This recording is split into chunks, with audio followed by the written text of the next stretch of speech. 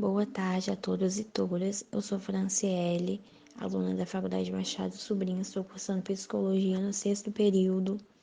Hoje eu e Laura, minha colega de turma, vamos falar um pouquinho da podcast Comunica SUS e vamos abordar os assuntos do que é o SUS, seus objetivos e princípios. Vou dar início falando o que é o SUS. Conforme a Lei 8.080, no quarto artigo, SUS é o Sistema Único de Saúde, conjunto de ações e serviços de saúde prestados por órgãos e instituições públicas federais, estaduais e municipais da administração direta e indireta e das funções mantidas pelo poder público.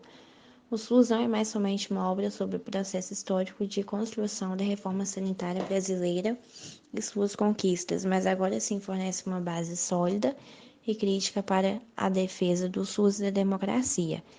É um manual de bolso que possibilita conhecer os avanços, as contradições, os desafios. É uma pauta de luta para todos os cidadãos brasileiros, profissionais da saúde ou não, em defesa da vida, da emancipação social e da saúde como um direito humano e universal.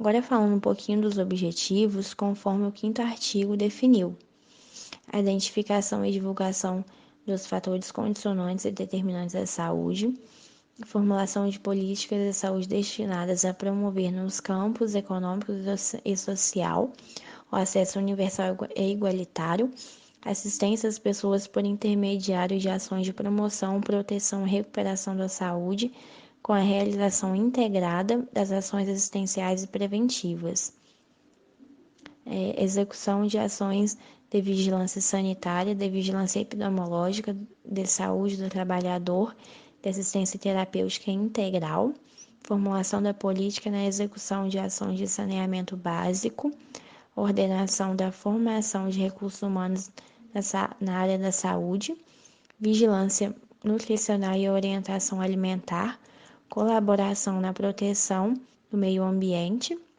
formulação da saúde de medicamentos, equipamentos imunológicos e outros insumos de interesse para a saúde e a participação na sua produção. Controle e fiscalização de serviços, produtos e substâncias de interesse para a saúde, de alimentos, águas e bebidas para o consumo humano.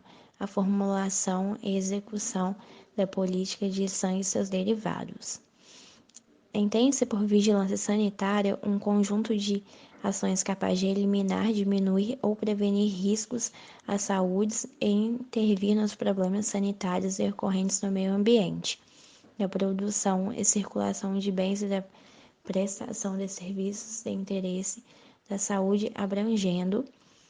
Entende-se por vigilância epidemiológica é um conjunto de ações que proporcionam o conhecimento, a detecção ou prevenção de qualquer mudança nos fatores determinantes e condicionantes de saúde individual ou coletiva, com a finalidade de recomendar e abordar as medidas de prevenção e controle das doenças.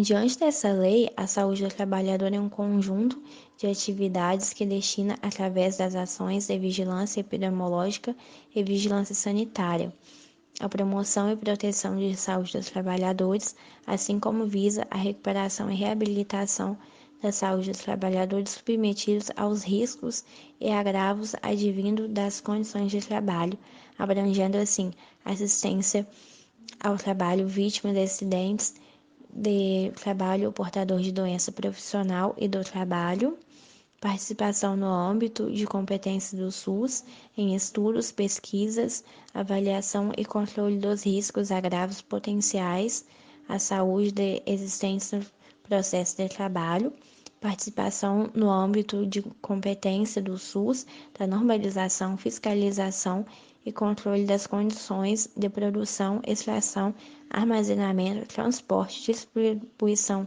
de manuseio de substâncias, de produtos, de máquinas e de equipamentos que apresentam riscos à saúde do trabalhador.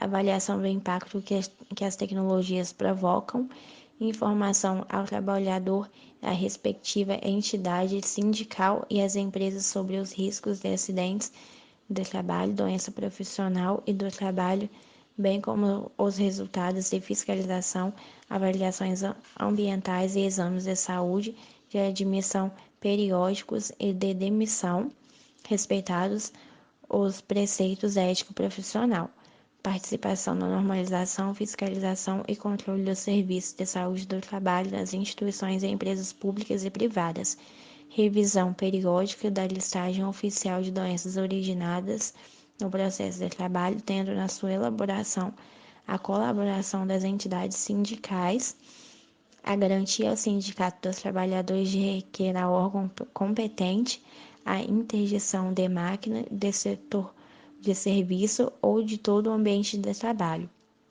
quando houver exposição a risco iminente para a vida ou saúde dos trabalhadores. Agora a Laura vai dar continuação falando sobre os princípios do SUS. Olá, gente, como vocês estão? Aqui quem está falando é a Laura. Eu vou dar continuidade ao que a Fran estava falando sobre o SUS.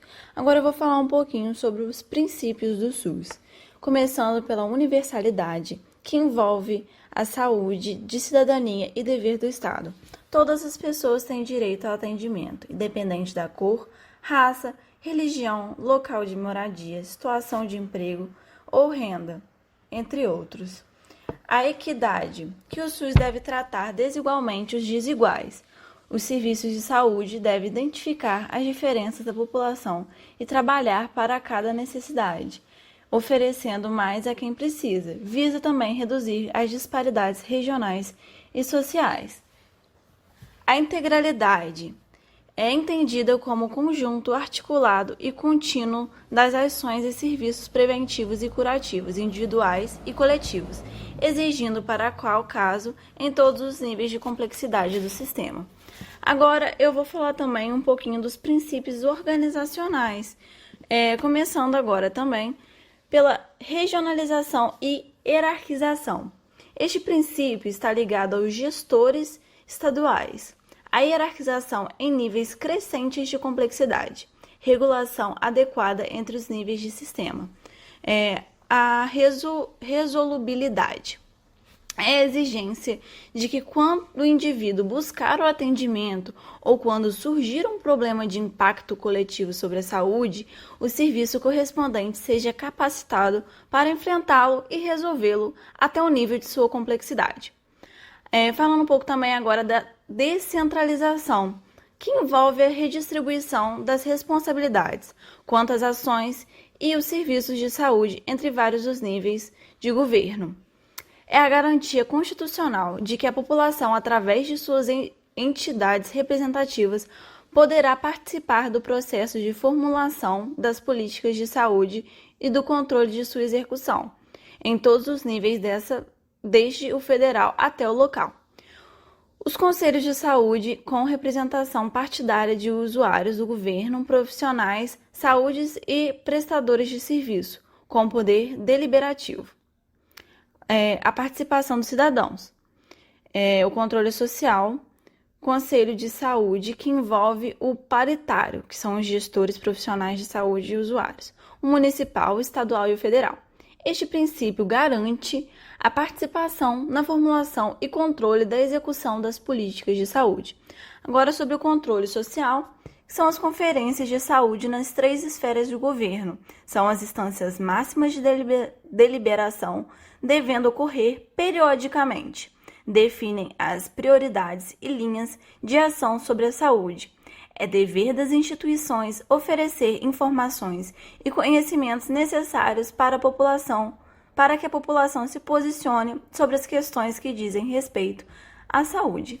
Então, gente, para finalizar o último ponto, mas não menos importante, a participação complementar do setor privado, que é quando o setor público não for suficiente, os serviços privados devem ser contratados. Dar preferência aos serviços não lucrativos, a Constituição diz, abre aspas, assim cada gestor deverá planejar primeiro o setor público e, na sequência, complementar a rede assistencial com o setor privado não lucrativo, com os mesmos conceitos de regionalização, hierarquização e universalização. Fecha aspas. Sobre 3 condições: a celebração do contrato conforme as normas de direito público, a instituição privada deverá ser de acordo com os princípios básicos e normas técnicas do SUS. A integração dos serviços privados deverá dar a mesma lógica do SUS em termos de posição definida pela rede regionalizada e hierarquizada dos serviços.